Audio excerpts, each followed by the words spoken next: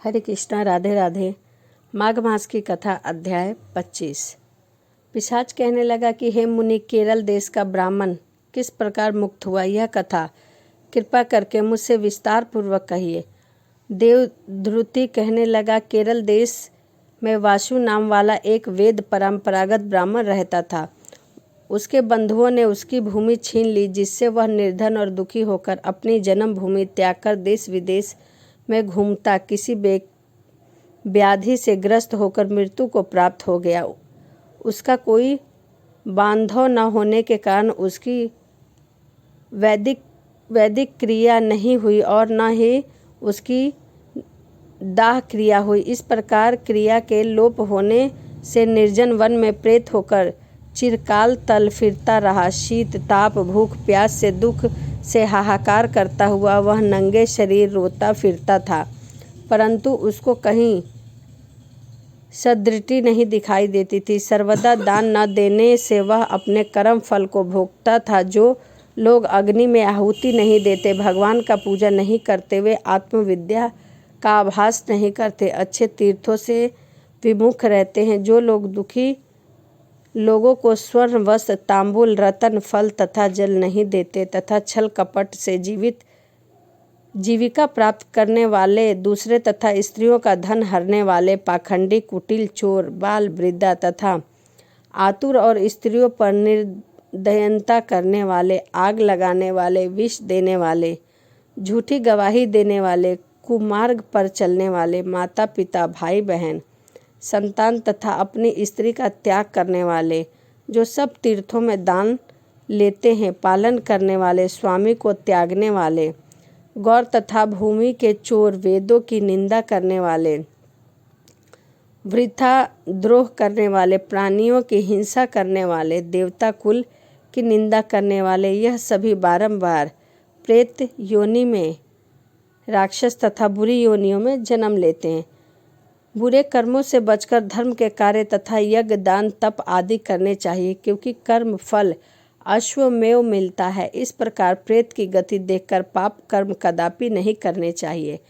ब्राह्मण कहने लगे कि इस प्रकार उस केरल ब्राह्मण ने उस पर्वत पर अधिक समय व्यतीत करने एक मार्ग में एक पथिक को देखा, जो 2 गगरी में त्रिवेणी का जल लिए हुए था। आनंद पूर्वक भगवान के चरित्र का गान कर रहा था। प्रेत ने उसका मार्ग रोककर कहा कि तुम डरो मत, इस गगरी का जल मुझको पिलाओ, नहीं तो मैं तुम्हारे प्राण ले लूँगा।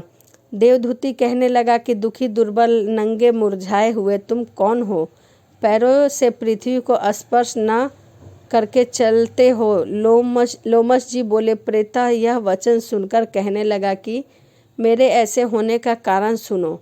मैंने कभी ब्राह्मणों को दान नहीं दिया, अत्यंत लोभी, क्रियाहीन, दूसरे के अन्न से पलने वाला था। मैंने कभी किसी को भिक्षा नहीं दी, न दूसरे के दुखों से दुखी हुआ। प्यासे प्राणियों को मैंने कभी भी जल नहीं पिलाया। मैंने कभी छाता जूता दान नहीं किया, न किसी को जल का पात्र, पान या औषधि किसी को दी, न मैंने अपने घर में किसी भी अतिथि को ठहराया और उसका सत्कार किया। अंधे, वृद्ध, अनाथ तथा दीनों को मैंने कभी अन्न से संतुष्ट नहीं किया और न ही किसी रोगी को मुक्त किया। कभी ब्राह्मणों को दान भी नहीं दिया, कभी अग्नि में आहुति और हवन भी नहीं दी। बैशाखी दी मास में किसी को ठंडा जल भी नहीं पिलाया। न मैंने बड़ या पीपल का कोई वृक्ष लगाया, न किसी प्राणी को बंधन से छुड़ाया। कभी कोई व्रत करके शरीर को नहीं सुखाया। इस कारण मेरा पूर्व जन्म सब बुरे कर्मों में ही व्यतीत हुआ है।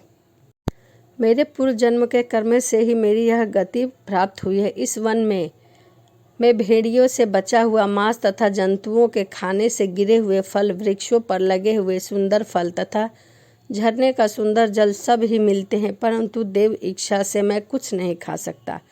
सर्प की तरह केवल पवन भक्षक करके जीवन व्यतीत करता हूँ। बल, बुद्धि, मंत्र से लाभ, हानि, सुख, दुख, मृत्यु, जीवन, भोग, रोग तथा वियोग में केवल भाग्य ही कारण होता है।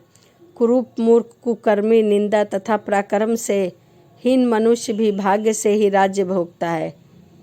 काले लूल्हे लंगड़े नीतिहीन निर्गुण नपुंसक भाग्य से राज्य प्राप्त करता है। पर्वत पर भी बलवान राक्षस पिशाच रहते हैं, जिनसे कभी कभी कोई कहीं कहीं वन में फिरता हुआ अपने कर्म के अनुसार अन्य जल प्राप्त करते हैं, परंतु आपको उनका भय नहीं होना चाहिए, क्योंकि धर्मात्मा पुरुष की उन्नति पवित्रता की रक्षा करती है। ग्रह नक्षत्र देवता सर्वथा धर्मात्मा की रक्षा करते हैं। पिशाच आप जैसे भक्त की तरह आंख उठाकर भी नहीं देख सकते।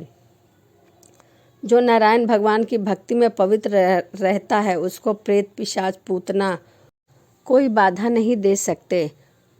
भूत बेताल पिशाच गंधर्व काकिन शाकिन ग्रह रेवती यज्ञ मातृ ग्रह भयंकर ग्रह कृत्या सर्प कुष्मांडक तथा दूसरे दुष्ट जंतु पवित्र वैष्णव की तरह देख भी नहीं सकते। जिसकी जीवा पर गोविंद का नाम हृदय में वेद तथा श्रुति विद्यमान है, जो पवित्र और दानी है, उसको कभी भय नहीं हो सकता। हे ब्राह्मण, इस प्रकार कर्मों का फल भोगता हुआ मैं यहाँ रहता हूँ, ऐसा सोचकर मैं शोक नहीं करता। एक बार मैं जवालिनी नदी के किनारे पर गया था। वहाँ पर घूमते हुए मैंने सारस के वचनों को सुना था।